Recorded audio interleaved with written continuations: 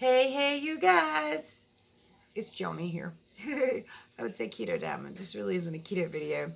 Just thought I'd pop in and give like a life update, a Corey update, and just talk. Wow. So, for any of you who missed it, my daughter was pregnant with her second child, and we found out relatively early on that things were a little sketchy. It didn't look too good. And then about a week or so ago, we found out that it wasn't going to be a viable pregnancy. She had some hemorrhaging and went to the hospital, and they couldn't find the fetal pool and some other stuff. But they thought, let's let it go for a little bit longer. Let's let it develop and see what happens. And the last time she went to the doctor, like her HCG levels, if I'm saying that right, is that the right levels, weren't as good as they should be. Things had not progressed as much as they should have done.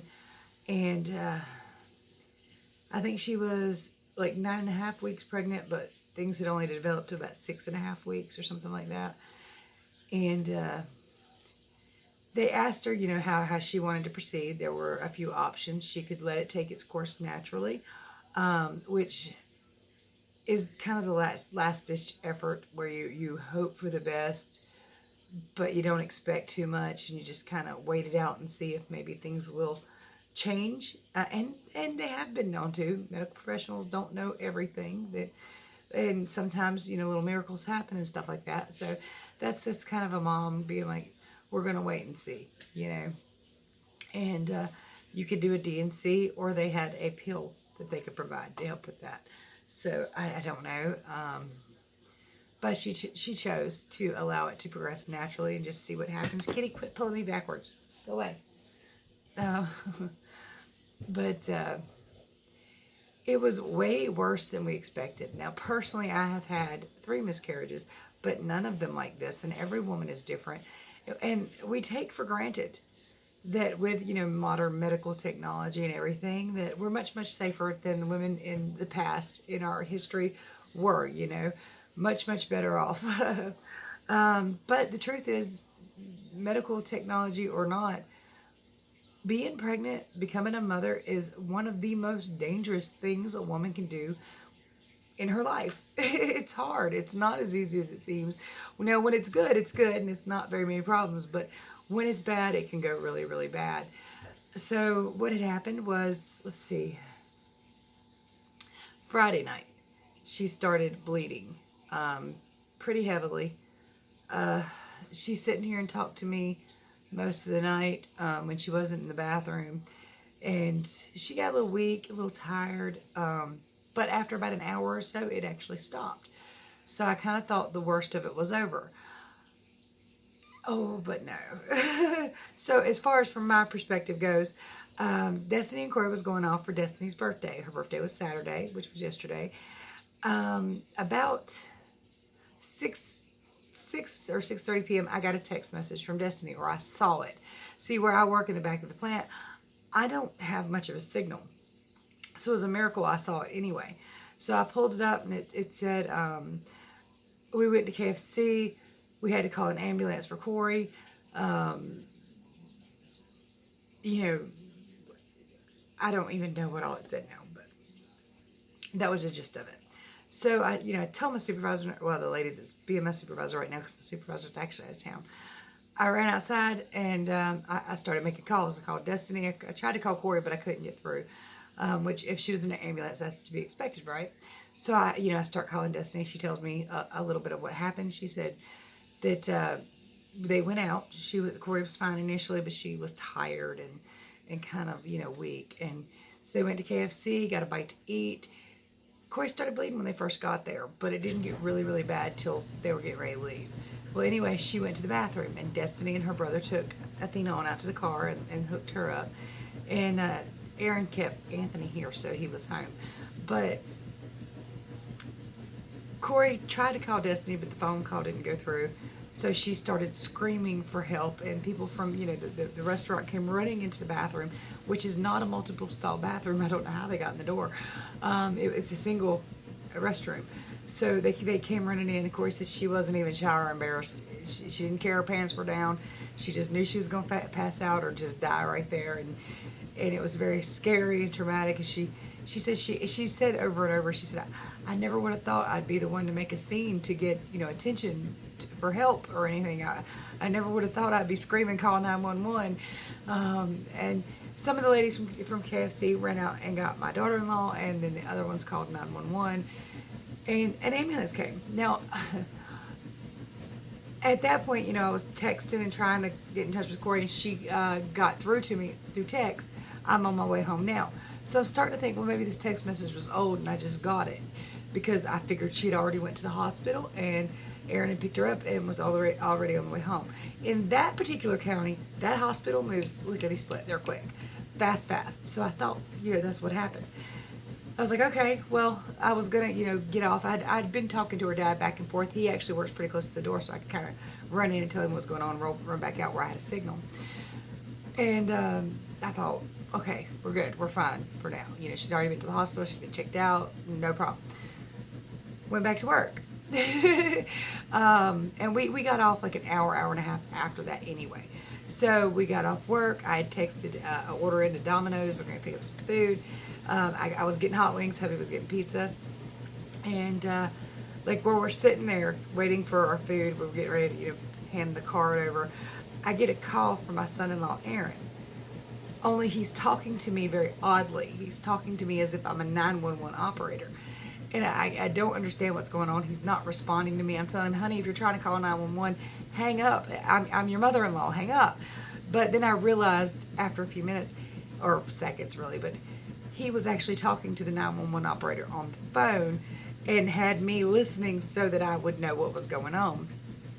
Or he tried to call us both. I don't really know. But anyway, I could hear what was going on. And he was calling an ambulance out to the house. My daughter was in the tub. Her face went completely white. If y'all have seen that child, she's ice white as it is. She don't get much lighter. Now she can tan like nobody's business, but I can't just turn red. But that's beside the point anyway. She turned really, really white. He said her lips lost all color, and she started to kind of go out like that. And he grabbed her and said, "Wake up! Don't do that." And he's juggling her and Anthony. Anthony's trying to crawl in the bathtub with her. And there's blood everywhere.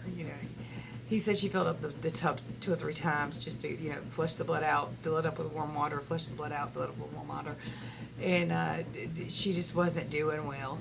And she was like passing out and stuff. And by the time we pulled into the driveway, in which we sped like crazy, but the ambulance was already here.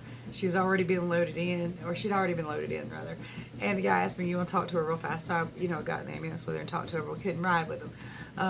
But she seemed okay. She was doing much better. She was telling, the guy what all was happening and all that. And Aaron wanted me to go to the hospital with her while he watched baby. And I was okay with that. I did tell him it was really his place, but I'm mom and I want to be there, so I didn't argue with him too much. So me and hubby come in here, and I didn't have time for the wings, so I just scarfed down a piece of pizza while I was changing on my steel toes to go. And yes, I said that, and I don't care. We'll talk about all that on a keto update tomorrow or something. But we went on to the hospital. We got there. She's sitting in the emergency room in the waiting area. She said they took her back, though. They did a blood test and an ultrasound. So, at first it seemed like the ball was rolling already. At least, even if she had to wait in the waiting room, they were still doing something, About 30 minutes later, her phone goes off. She's got a text or an email update. She goes to check all her lab work because it goes straight to her phone. So within, within 30 minutes, we already knew her blood work and her test results. But then we continued to sit there for over 7 hours. And here's the damnedest thing. You know how when you're agitated anyway, it's not hard to become upset. It's not hard to be angry and maybe a little judgmental. But, oh my God, I hate Rowan County Hospital. I hate it with a passion. That place has always been snot. It's worse now. I think they use this virus as as an excuse for bad behavior, to be honest with you. So, I mean, we're sitting there, and the same group of people sitting there. People have been called back and are disappearing, but it's not like there was a rush. There was like not 50 people coming in every hour or so, not 2 or 3 people coming in every hour or so. It was just the same people there all night. And at this point, we'd been awake and been at work all day, tired. When I come home from work, I'm drained anyway, and then you top off fear and agitation, you're even tired, or you're even more drained. And she's sitting there, and you try to be patient, you try to be very nice, because she needs you to be that way. And I'm like, oh, like this rage is building inside me. I didn't say nothing, but anyway.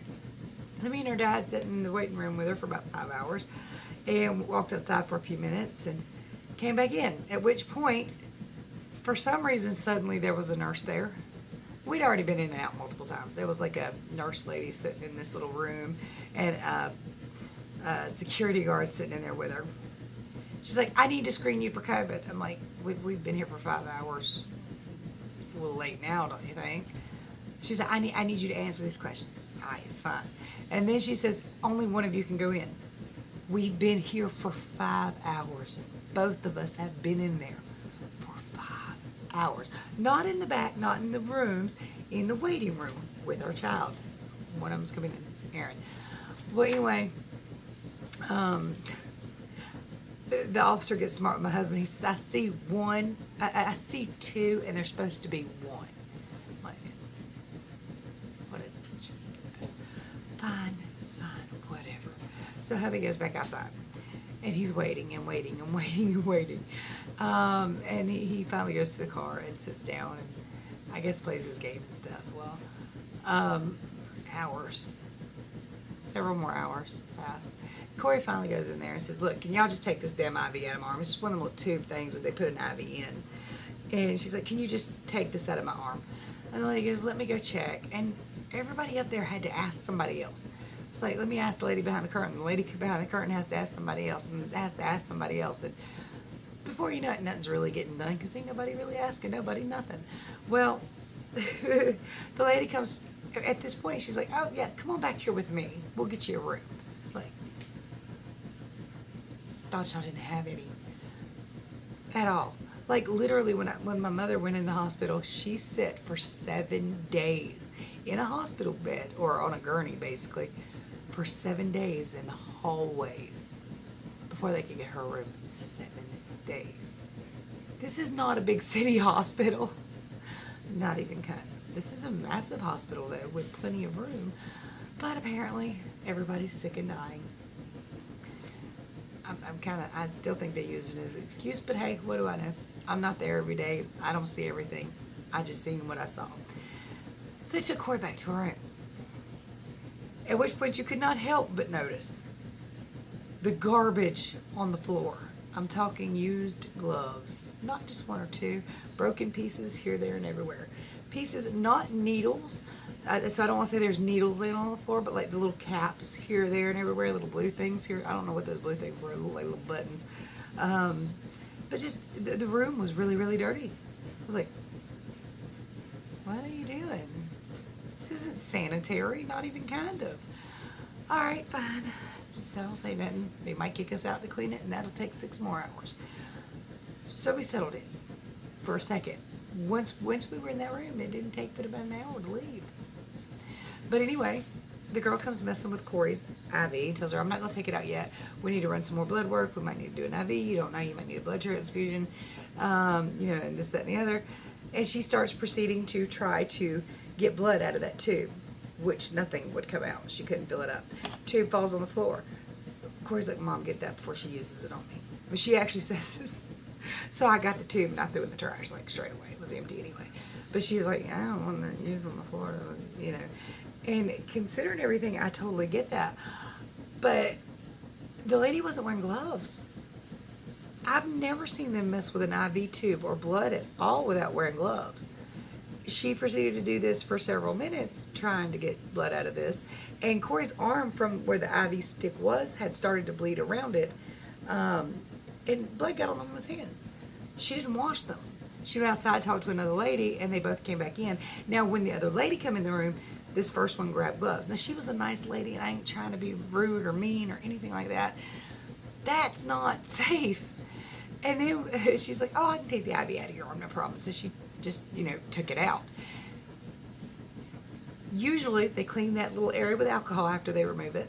But she didn't. She laid the cotton pad that she just took, the fresh, sterile cotton pad, on the stool. She took the piece of tape, stuck it to the stool. Then, as she was pulling that out, she grabbed the cotton pad, threw it on Corey's arm, put a piece of tape on it. Then got an alcohol wipe and wiped around it.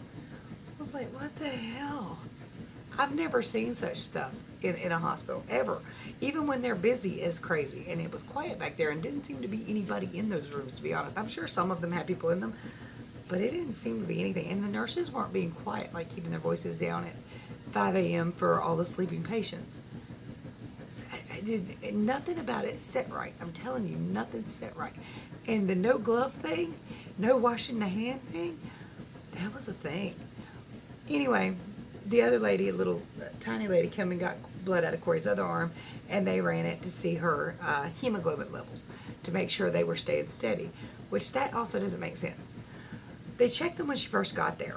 They were checking them to make sure they had stayed in that area. But if somebody had had major blood loss, and they were low, by the way, they were low, lower than they should be, but you would expect them to want to see an increase in the hemoglobin level, not a solid staying the same, because they'd stopped bleeding, several hours ago, so that should rise. I mean, I don't know, maybe I'm wrong, maybe it takes days to rise, but if it takes days to rise, the test won't be very accurate anyway, right? Well, anyway, they checked this, and within 30 minutes, a fellow was in the room, and he wasn't a doctor. It might have been like a nurse practitioner. I don't know exactly. Maybe he was a lab tech. I don't know. But anyway, he came in there, and he said your hemoglobin levels stay the exact same, and you're good to go. But if you experience any more bleeding like this, any more blood loss, thinking you're going to pass out, please, just come back. I was like, yeah, she'll die before she gets in. This hospital, it's always been bad. I'm not even lying. It's never been where you'll be out in 2 or 3 hours. You're gonna be there at least 6, 7, 8 hours. Just be prepared. Bring your card. Bring your change. You're gonna be there. And it's funny because right up the road on the other side of us, which when our ambulances come, they take you that way to the one that sucks instead of to the good one. But right up the road to that one, you go in there, they take you straight back. There's no waiting. There might be a person waiting on somebody in the waiting room, but they take you straight back. They start right away. Before the nurse even gets all your information typed in, the doctor's already in the room going, okay, what's going on? And then they start running labs. As soon as those labs come back, they know, they come in, talk to you about it, give you your discharge papers, and you're out of there. So if one, and I get one is in a bigger town, fine.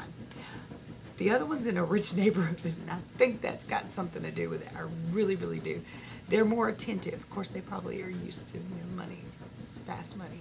But anyway, they're just quick. They're easy. It's simple, in and out. I expect a big city hospital to be overrun. I really do. I mean, I expect that there's a lot of people coming in and out of there, and a lot for reasons they don't need to be there.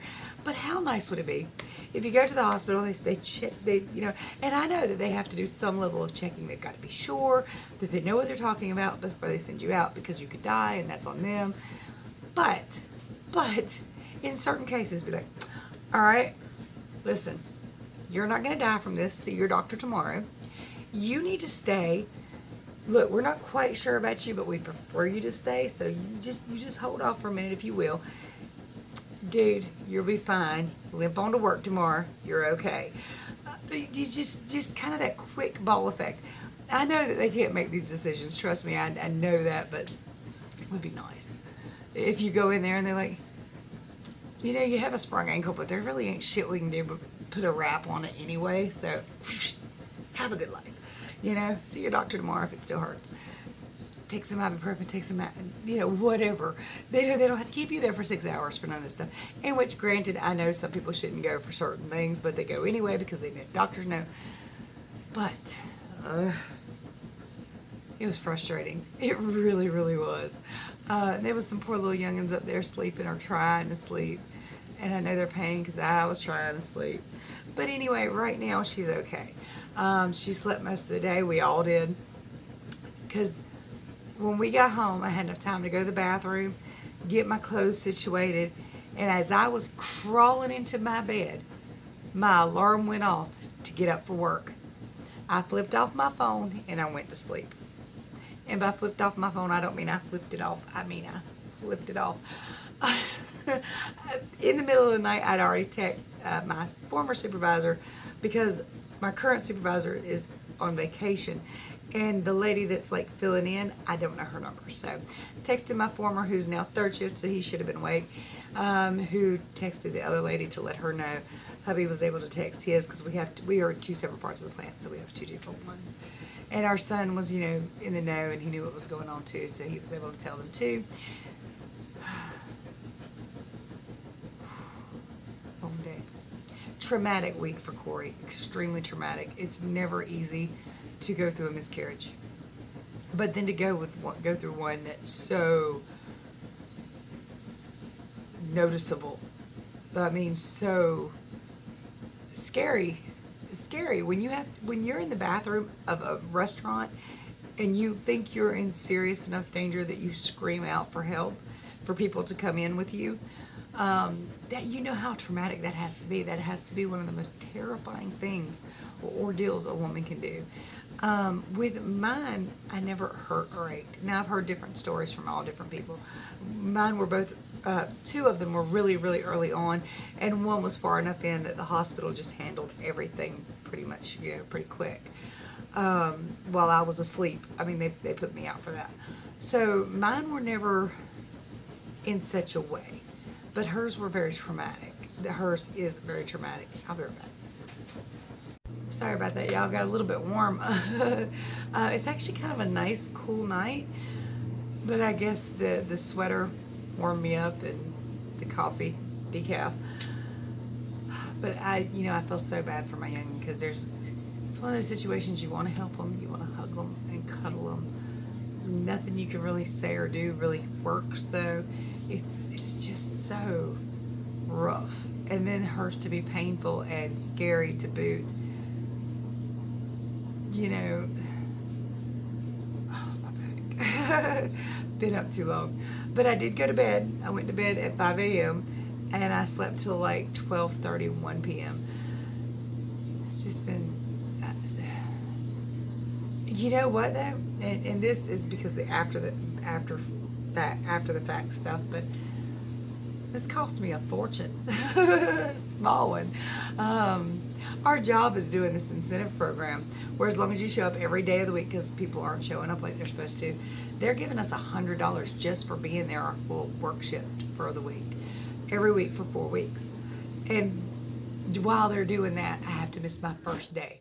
So I missed $100 this week. Hubby missed $100 this week.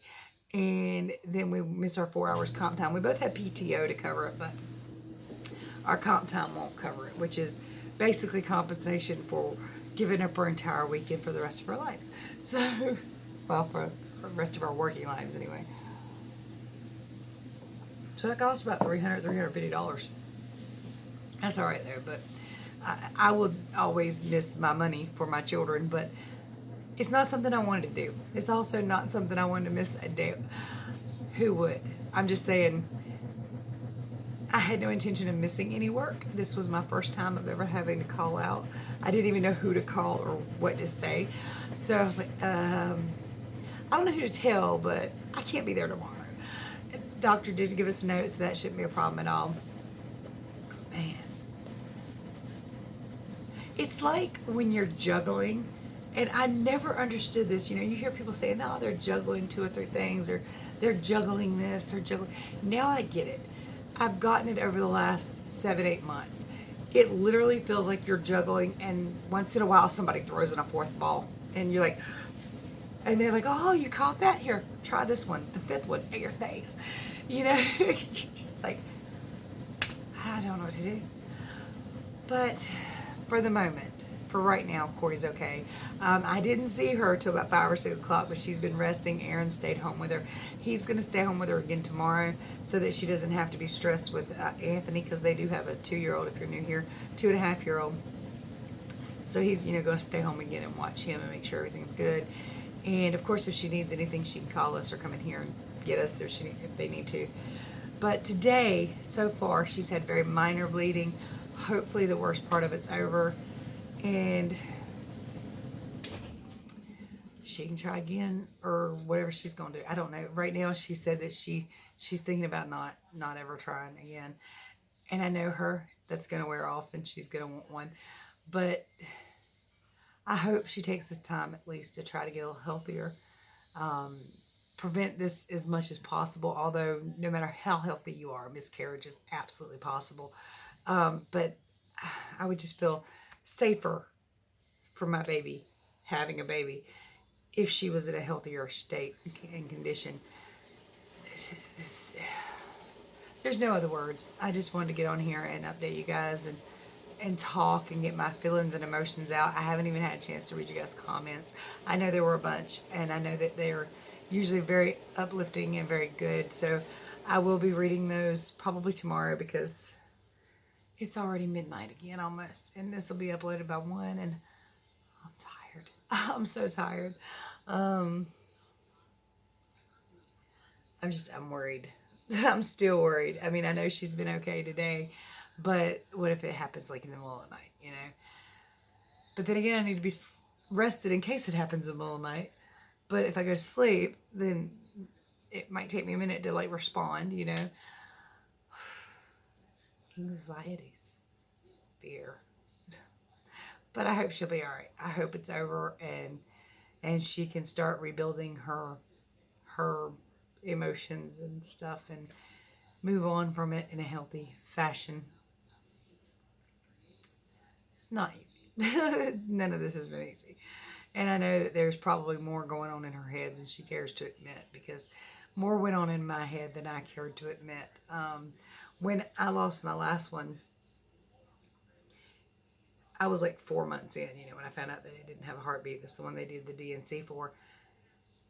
When I left the hospital, I came to my mother's house. My niece was here with her brand new baby, my great niece, this tiny baby. And I was reminded that I'm not going to have one of those, another one of those anyway. And in my situation, why it sucked, but it was pretty much for the best, because right now I would have like a 9-year-old. Wait, my son was 9. I have about a 12 or 13-year-old now, which means one more kid living in this house. If it happened, it happened, and I would love and cuddle and care for it forever. But oh my gosh, so my parents called, reminded me of something. Last night when the ambulance drove off, my mother and father were coming home, and they came home terrified because the ambulance left from this property. And what happened? What happened? I told them, it's for Corey. I told them what was going on. They were terrified. They were like, okay, just make sure we know what's going on. Let us know. She said, something bad happened at KFC earlier too, because we drove by there and they were putting somebody in the ambulance. I said, yeah, that was Corey too. They was like, oh my God. And I didn't even know. She said, I'd at least stopped. I was like, what good was you going to do? You couldn't fix her. But I understand. Trust me, I do.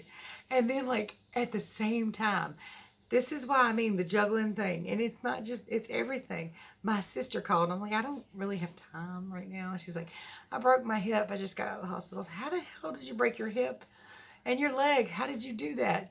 She's paralyzed. Her boyfriend picked her up to carry her somewhere. He fell. I think he fell off the porch with her.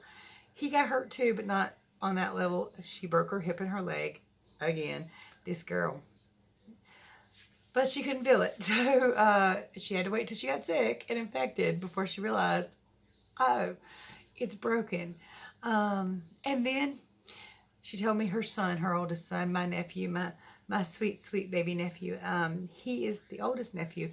But I was 6 years old when he was born. So he's the first baby I ever hugged, cuddled, and realized you're supposed to love and protect these forever. So he's still my baby. He's almost my age, but he's still my baby. Anyway, he decided to get the COVID shot on Monday, and lo and behold, he got sick, and yesterday he was in the hospital with a pretty serious case of. I'm just going to leave that there because it don't do me no good to talk about it, and they'll just take my video down otherwise. So, remember this, if nothing else. Choice. Research. Your body. Up to you. Do whatever you think is right for you. I'm not anti anything. I'm just pro research and thought. So that's all I'm going to say on that. And I'm just, because it don't do me no good. Really, it don't. And everybody's got their own opinion, and that's perfectly fine. Do you, boo. I'm ready to get off of here and get this uploaded because it's going to take forever. And I'll do a keto update video tomorrow. Thank you guys so much for being patient and loving and kind. I need a nap. Much love, many prayers. I'll see y'all tomorrow.